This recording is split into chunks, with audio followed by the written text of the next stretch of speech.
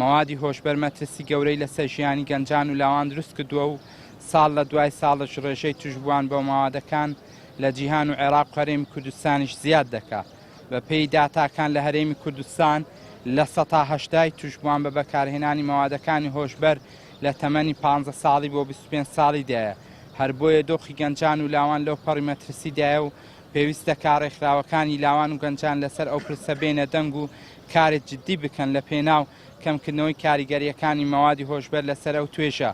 ئەوەی جێگەی سەرنجە دەسەڵاتی کوردستان، دەسەڵاتی هەرێمی کوردستان و حیزبە دەسەڵاتدارەکان لە ماوەی 32 ساڵی حکومڕانیان نەک پێشیان بە بازرگانی بڵاوبوونەوەی مەوادی هۆشبەر نەگرتووە، بەڵکو بە هۆکاری خراپ حکومڕانیکردنیان و دروستکردنی بێکاریەکی قەبە، کەمی کار، زین و بەتاڵانبردنی داهاتی هەرێمی کوردستان و دانەمەزراندنی گەنجان و لاوان و دروستکردنی جیاوازی چینایەتی و بەردەوامی چەوسانەوەی گەنجان و لاوان و نەبوونی ڕای ئازاد بوونەتە پاڵنەری سەرەکی لە زیادبوونی بازرگانیکردن بەوە مەوادی هۆشبەر و زیادبوونی هەڵگران بە مەوادی هۆشبەر.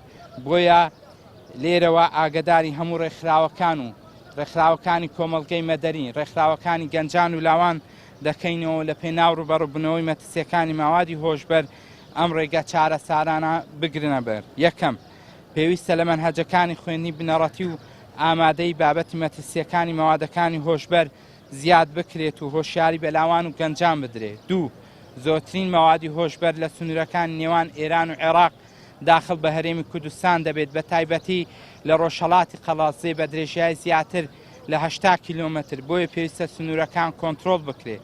سێ، بێکاری هۆکاری سەرەکی زیادبوونی هەڵگران و توشبوون بە مەوادی هۆشبەر و هەروەها دەسەڵاتی پارتی و یەکێتیش بێکاریەکی قەبەیان دروست کردووە، بەرپرسیار دەبن لە ڕێژەی بێکاری و ئەمەش هۆکارە بۆ زیادبوونی مەوادی هۆشبەر.